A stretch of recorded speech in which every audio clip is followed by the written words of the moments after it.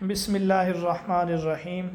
Past paper میں سے آج کا یہ پیپر ہم حل کرنے لگے ہیں۔ پہلا سوال ہے قرآن مجید کی جمع و تدوین کے کتنے ادوار ہیں؟ تو اس کا جواب ہے 3: دور رسالت، دور صدیقی اور دور فاروقی دور عثمانی۔ دور صدیقی میں تدوین قرآن کا مشورہ حضرت عمر نے دیا تھا اور دور عثمانی میں حضرت حذیفہ بن یمان نے مشورہ دیا تھا۔ آپ صلی اللہ علیہ وسلم کے لے پالک منہ بولے بیٹے کون تھے؟ تو جواب ہے زید بن حارثہ رضی اللہ تعالیٰ عنہ۔ سورۃ احزاب آیت 37 میں آپ کا نام بھی آیا ہے اور آپ واحد صحابی ہیں، آپ کا قرآن میں نام مذکور ہے۔ آپ شہید ہوئے تھے سریہ موتا میں اور آپ اس کے پہلے سپہ سالار تھے۔ سید الشہداء حضرت حمزہ کس غزوہ میں شہید ہوئے؟ غزوہ احد میں شہید ہوئے تھے۔ حضرت حمزہ رسول اللہ کے چچا اور رضاعی بھائی بھی تھے۔ آپ 6 نبوی کو مسلمان ہوئے۔ بارش کے لیے جو نماز ادا کی جاتی ہے اسے کیا کہتے ہیں؟ اسے نماز استسقاء کہتے ہیں۔ یہ جو نماز اوابین ہے یہ مغرب کے بعد 6 رکعتیں نوافل پڑھی جاتی ہیں، اس کو نماز اوابین کہتے ہیں۔ اور آپشن سی میں جو نماز قصر ہے، سفر کے موقع پہ جو نماز پڑھی جاتی ہے، اور نماز اشراق یہ سورج نکلنے کے کچھ دیر بعد پڑھی جاتی ہے۔ سورۃ التوبہ میں زکوٰۃ کے کتنے مصارف بتائے گئے ہیں؟ تو یہ 8 مصارف بتائے گئے ہیں سورۃ التوبہ کی آیت نمبر 60 میں۔ خندق کی کھدائی کا مشورہ کس صحابی نے دیا تھا؟ حضرت سلمان فارسی رضی اللہ تعالیٰ عنہ نے۔ اور خندق کی جو لمبائی تھی وہ 3.5 میل تھی۔ غزوہ خندق 5 ہجری کا اہم غزوہ ہے اور اس کو غزوہ احزاب بھی کہتے ہیں۔ اس میں کفار کی جو تعداد تھی وہ 10,000 جبکہ مسلمانوں کی جو تعداد تھی وہ 3,000 تھی۔ تفسیر روح المعانی کے مؤلف محمود آلوسی افندی رحمۃ اللہ علیہ ہیں اور یہ جو تفسیر ہے 30 جلدوں پر مشتمل ہے۔ 13ویں صدی ہجری سے ان کی تفاسیر میں یہ اہم تفسیر ہے۔ لفظ آیت کا معنی، اس کا معنی علامت بھی ہے، نشانی بھی ہے، معجزہ بھی ہے، تو درست جواب ہوگا ABCD۔ عرب میں بت پرستی کا بانی کون تھا؟ عمرو بن لوحی نامی شخص یہ عرب میں بت پرستی کا بانی سمجھا جاتا ہے۔ حضرت نوح علیہ السلام نے کتنے سال دعوت دی؟ 950 سال۔ گزشتہ ایک پیپر میں یہ سوال آیا تھا کہ اس کا ذکر کس صورت میں ہے، تو اس کا ذکر سورۃ عنکبوت میں ہے۔ حضرت نوح علیہ السلام کا نام قرآن میں 43 مرتبہ ہے اور قوم نوح 5 بتوں کی پوجا کرتی تھی۔ ان 5 بتوں کا ذکر جو ہے سورۃ نوح میں ہے۔ زبور کس نبی پر نازل ہوئی؟ حضرت داؤد علیہ السلام۔ اہل اسلام کو ایک قرات پر جمع کرنے کا مشورہ حضرت عثمان غنی کو کس صحابی نے دیا تھا؟ ابھی اوپر ہم ڈسکس کر رہے ہیں، حضرت حذیفہ بن یمان۔ وحی مطلوب سے کیا مراد ہے؟ وحی مطلوب سے قرآن مراد ہے۔ اگر سوال ہو کہ غیر مطلوب سے کیا مراد ہے تو پھر آپشن میں عام حدیث بھی ہو اور حدیث قدسی بھی ہو تو درست جواب بنے گا حدیث قدسی۔ اگر حدیث قدسی نہ ہو بلکہ مثلاً وحی غیر مطلوب سے کیا مراد ہے، قرآن، حدیث، قیاس، اجماع، تو تب ہم حدیث سلیکٹ کریں گے۔ پہلی وحی کا نزول کہاں ہوا؟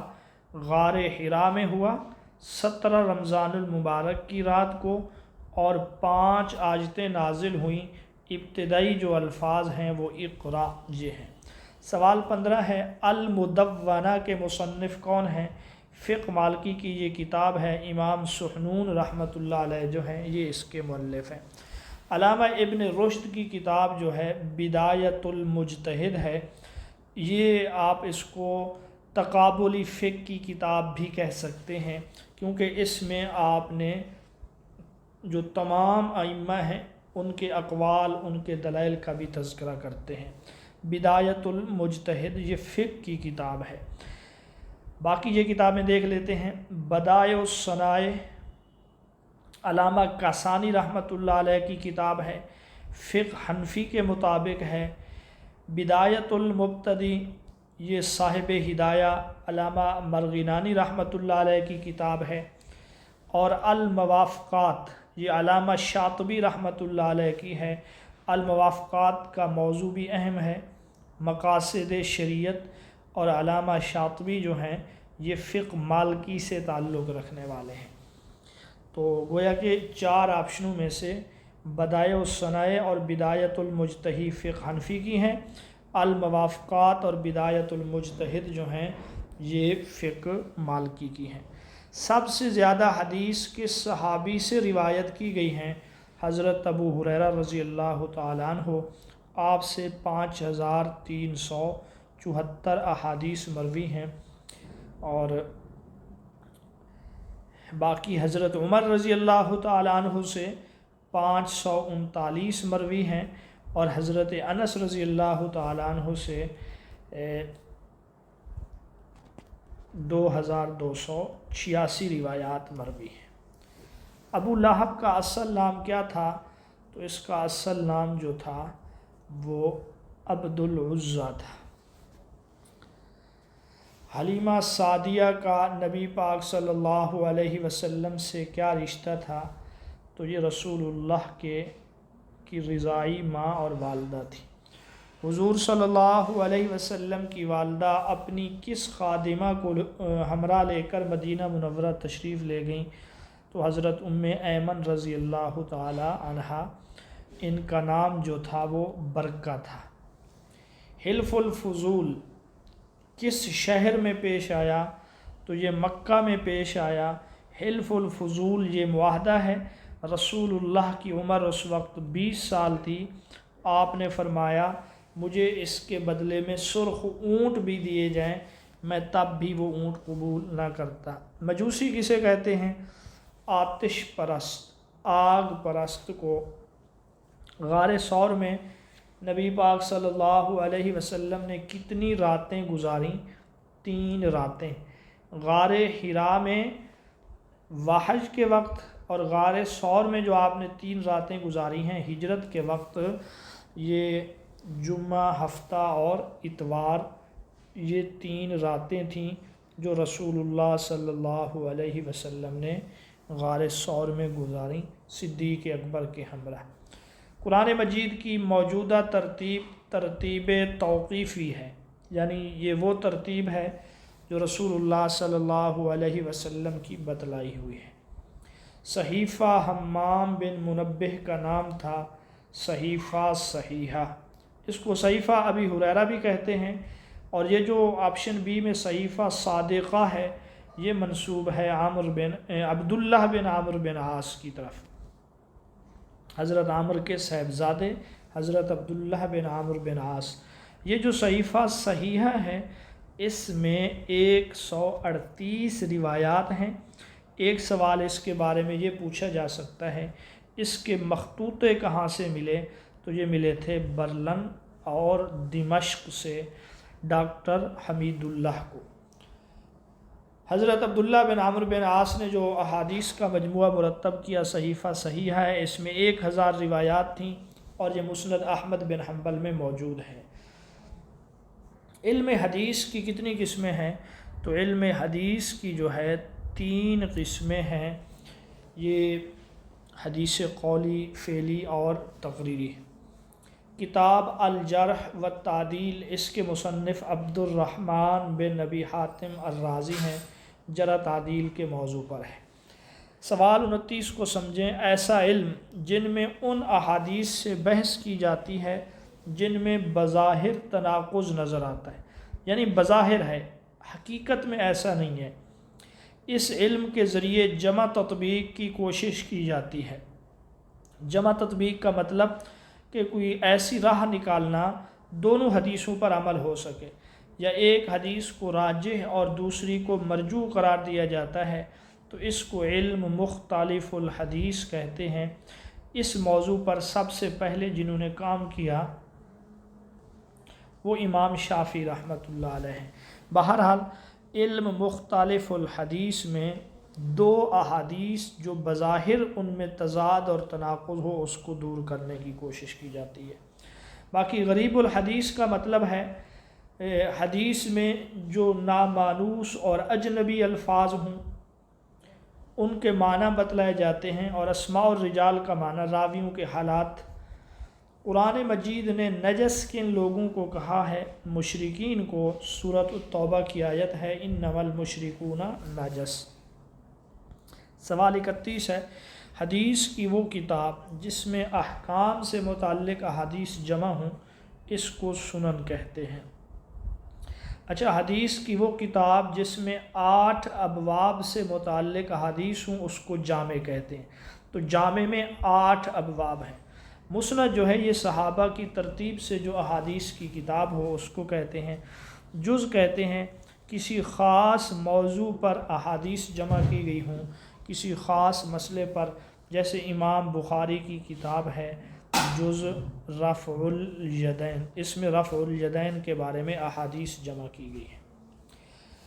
سوال 32، وہ حدیث جس کو بیان کرنے والے 3 یا زیادہ افراد ہوں اور یہ تعداد تمام طبقات میں اسی طرح قائم رہے، یعنی 3 سے کم نہ ہو، حد تواتر کو بھی نہ پہنچے، تو اس کو مشہور کہتے ہیں۔ مشہور میں ہر طبقہ میں 3 راوی ہوتے ہیں، عزیز میں ہر طبقہ میں 2 ہوتے ہیں کم از کم، یعنی 2 سے اوپر ہو جائیں کوئی بات نہیں، 2 سے نیچے نہ ہو، اور غریب میں یہ ہے کسی طبقہ میں صرف 1 راوی رہ جائے۔ سوال 33، حدیث کی وہ کتاب جس میں مؤلف اپنی شرائط کے مطابق نہیں بلکہ کسی اور مؤلف کی شرائط کے مطابق احادیث جمع کرے تو اس کو مستدرک کہتے ہیں۔ لیکن یہاں وہ احادیث جمع کی جاتی ہیں جو اس دوسرے مؤلف کی اپنی کتاب میں شامل نہیں ہوتی۔ امام بخاری کی کتاب کا نام الجامع الصحیح ہے۔ وہ روایت جو حسن حدیث کی صفات سے عاری ہو، یعنی اس کی شرطوں میں سے کوئی نہ کوئی شرط مفقود ہو، تو اس کو کیا کہتے ہیں؟ اس کو ضعیف کہتے ہیں۔ تو سب سے پہلے جو حدیث ہے وہ صحیح ہے، جو اعلیٰ معیار کی ہے۔ اگر اس معیار میں کچھ کمی ہو تو پھر وہ حدیث حسن ہوتی ہے۔ اگر کسی حدیث میں روایت میں نہ صحیح کی شرائط ہوں نہ حسن کی صفات ہوں تو اس کو کہیں گے ضعیف۔ اچھا، یہ آپشن سی کو ہم دیکھ لیں۔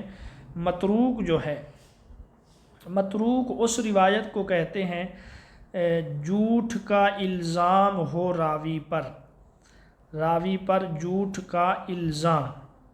اگر راوی پر جھوٹ کا الزام ہو تو اس کی روایت کو متروک کہیں گے، اور جھوٹ ثابت ہو جائے تو پھر اس روایت کو جو ہے موضوع کہیں گے۔ اگلے سوال کی طرف بڑھتے ہیں۔ سند کے عیب کو چھپانا اور اس کی تحسین کو ظاہر کرنا اس کو مدلس کہتے ہیں۔ مدلس کا لغوی معنی یا تدلیس کا لغوی معنی یہی ہے، سامان کے عیب کو چھپانا مگر اس کو خوبصورت بنا کے پیش کرنا۔ سوال 37، وہ حدیث جس کی سند کا سیاق بدل گیا ہو یا اس کے متن میں کوئی اضافی بات بغیر کسی وضاحت کے داخل کر دی گئی ہو تو اس کو کیا کہتے ہیں؟ اس کو مدرج کہتے ہیں۔ بغیر کسی وضاحت، یعنی اس میں یہ وضاحت نہ ہو کہ یہ راوی کے الفاظ ہیں یا حدیث کے الفاظ ہیں، اور پڑھنے والے کو یوں دھوکہ لگے کہ یہ بھی حدیث کا حصہ ہے، حالانکہ وہ حدیث کا حصہ نہیں ہے، اس کو مدرج کہتے ہیں۔ مدرج کی جو نا 2 قسمیں ہیں، سند میں، متن میں، یعنی سند میں کسی راوی کا اضافہ کر دینا، متن میں الفاظ کا اضافہ کر دینا۔ سوال 38 ہے، ایسی صورت جس میں شیخ پڑھے اور طالب علم سنے اور لکھے اس کو کیا کہتے ہیں؟ اس کو کہتے ہیں السماع من لفظ الشیخ۔ سماع کا معنی سننا، استاد پڑھ رہا ہو جیسے عام طور پہ ہوتا ہے، شاگرد سن رہا ہو، اس کو کہتے ہیں سماع۔ اور اگر اس کا الٹ ہو، یعنی شاگرد پڑھے استاد سنے، تو اس کو کہتے ہیں قرات۔ یہ در حقیقت تحمل حدیث کے طریقے ہیں، اور تحمل حدیث کے 8 طریقے ہیں۔ سب سے پہلا طریقہ یہی آپشن اے میں ہے، استاد پڑھے شاگرد سنے، اور اگر شاگرد پڑھے استاد سنے اس کو قرات کہیں گے۔ الکتابہ کا مطلب ہے شاگرد کے لیے استاد املا کروائے، استاد کچھ احادیثیں لکھ کر کسی شاگرد کو بھیجے، اس کو کتابت کہتے ہیں۔ اور آپشن سی میں اگر ہم الوجادہ کو دیکھیں، وجادہ کا لفظی معنی ہے پا لینا۔ وجادہ کا مطلب ہے کہ کوئی شخص کسی محدث کا کوئی نسخہ پا لے اور وہ اس محدث کی تحریر اور خط کو پہچانتا ہو، اس کو وجادہ کہتے ہیں۔ جیسے آج ڈاکٹر حمید اللہ کو جو 2 مخطوطے ملے ہیں وہ وجادہ ہے۔ آج اگر ہمیں کسی کا کوئی مخطوطہ مل جائے تو تحمل حدیث کے طریقوں میں اس کو وجادہ کہا جائے گا۔ یہ جو اصول حدیث کے ہم نے اوپر سوالات شروع کیے تھے، یہ سوال 25 سے، تو یہ انتہائی اہم سوالات ہیں۔ آپ ان کو اور ان سے ملتے جلتے سوالات کو اگر یاد کر لیں گے تو آزاد کشمیر کے پیپر میں قوی امکان ہے کہ انہی میں سے کوئی سوال آئے گا۔ سائنس کے لفظی معنی کیا ہیں؟ علم، جاننا۔ انسانی جسم میں دوران خون کا پتہ سب سے پہلے کس نے لگایا؟ تو یہ ابن نفیس ہے۔ ابن نفیس مسلمان سائنسدان گزرا ہے۔ آپ اس کے 2 کارنامے یاد رکھیں۔ ایک تو یہی ہے دوران خون، بڑا مشہور سوال ہے، دوران خون کا نظریہ کس نے دیا؟ دوسرا جو اس کے بارے میں آپ یاد رکھیں وہ ہے امراض کا متعدی ہونا۔ امراض کے متعدی ہونے کا نظریہ بھی اسی نے دیا تھا۔ یہ 2 باتیں ابن نفیس کے بارے میں آپ یاد رکھیں۔ القانون طب پر کس سائنسدان کی کتاب ہے؟ ابو علی سینا کی ہے۔ اس کو طب کی انجیل بھی کہا جاتا ہے۔ مسلم سائنس میں سرجری کا بانی یا بابا آدم کس کو کہا جاتا ہے؟ ان میں تمام آپشن غلط ہیں۔ اب ایسے موقع پر آپ نے کیا کرنا ہے؟ ایسے موقع پہ عام طور پہ آپ کو نمبر مل جاتا ہے، لیکن آپ قریب جو درست جواب بنے اس کو آپ سلیکٹ کریں گے۔ یہاں پہ راضی درست جواب ہے، اس لیے درست بن سکتا ہے کہ جراحت میں راضی کا کچھ نہ کچھ کام ہے، باقی ابن الہیثم یا ابن بیطار یا ابن حیان جو ہیں ان کا جراحت میں کوئی کام نہیں ہے۔ راضی نے جراحت میں کام کیا ہے۔ مثلا علم جراحت میں استعمال ہونے والا ایک آلہ ہے آلہ نشتر، اس آلے کا بانی یا موجد راضی ہے، اور یہ آلہ نشتر کا سوال پیپر میں آیا بھی تھا۔ بعد میں آپ کمیشن کو آگاہ بھی کر سکتے ہیں اور آپ کو یہ نمبر مل بھی سکتا ہے۔ ذو الوجہین، 2 چہروں والا، یہ منافق کو کہا گیا حدیث میں کہ اس کے 2 چہرے ہوتے ہیں۔ گردش دولت کا بہترین ذریعہ زکوٰۃ ہے، خود قرآن میں ہے کَیْ لَا یَکُونَ دُولَةً بَیْنَ الْأَغْنِیَاءِ مِنکُم۔ جہاں سے سائنس کی حدود ختم ہوتی ہے وہاں سے مذہب کی حد شروع ہوتی ہے۔ کن سائنسدانوں نے اس مقولے کی سچائی کو ثابت کیا؟ جو مسلم سائنسدان تھے انہوں نے اس کو ثابت کیا۔ ام الخبائث، تمام برائیوں کی جڑ، یہ شراب نوشی ہے۔ ایسا قرآن میں بعض کتابوں میں لکھا ہوتا ہے قرآن میں ام الخبائث کس کو کہا گیا؟ تو قرآن میں ام الخبائث کسی کو بھی نہیں کہا گیا۔ ہاں حدیث میں شراب کو ام الخبائث کہا گیا، تو یہ شراب نوشی تمام برائیوں کی جڑ ہے۔ تمدن عرب کی ہسٹری پر، تمدن پر یہ کتاب ہے، گستولی بان جو ایک مستشرق گزرا ہے اس نے یہ کتاب لکھی۔ پیٹھ پیچھے کسی کی برائی کرنا اس کو غیبت کہتے ہیں، اور غیبت کی مذمت سورۃ حجرات میں ہے۔ مردہ بھائی کے گوشت کھانے سے اس کو مشابہ قرار دیا گیا۔ سوال 49 ہے، تمام برائیوں کی جڑ جو ہے جھوٹ ہے، اس لیے کہ رسول اللہ نے ایک شخص کو جس نے کئی گناہوں کا اقرار کیا، آپ نے فرمایا، اس نے پھر کہا میں ایک ہی چھوڑ سکتا ہوں، تو رسول اللہ نے فرمایا جھوٹ بولنا چھوڑ دو۔ حدیث کی صحاح ستہ سے مراد ہے 6 کتابیں۔ صحاح صحیح کی جمع ہے، ستہ عربی میں 6 کو کہتے ہیں۔ آپ صلی اللہ علیہ وسلم کی والدہ ماجدہ نے کس مقام پر وفات پائی؟ تو یہ جواب ہے ابوا۔ پیچھے ابھی ہم پڑھے ہیں کہ ایمن کے ہمراہ آپ کی والدہ مدینہ تشریف لے گئیں، واپسی پر ابوا کے مقام پر آپ کی طبیعت خراب ہوئی اور وہیں پر وفات ہوئی، اور اسلامی تاریخ کا جو پہلا غزوہ ہے اس کو بھی غزوہ ابوا یا